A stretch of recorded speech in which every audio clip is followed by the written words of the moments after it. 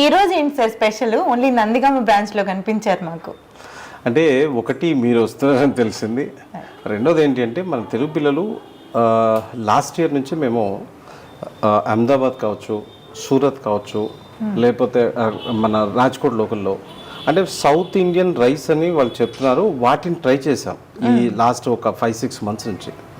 But ఎక్కడో పిల్లలు సాటిస్ఫైగా లేరు అని చెప్పేసి ఇప్పుడు ఏం చేస్తున్నాం అంటే మనకి పక్కనే తిరువూరు అని ఉంటుంది. తిరువూరులో ఎవ్రీ మంత్ ఒక 15 tons అది డీల్ సెట్ చేశాను అనమాట. సో వాళ్ళతో ఇక్కడ నుంచే రైస్ పంపిస్తాం. అంటే మార్వాడి యూనివర్సిటీ పిల్లల సౌలభ్యం కోసం ఎనీ ఎక్స్టెంట్కి వెళ్తుంది అనే దానికి ఇది ఒక నిదర్శనం అనమాట.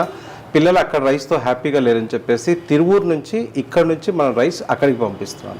ఓ వావ్ సార్, గ్రేట్.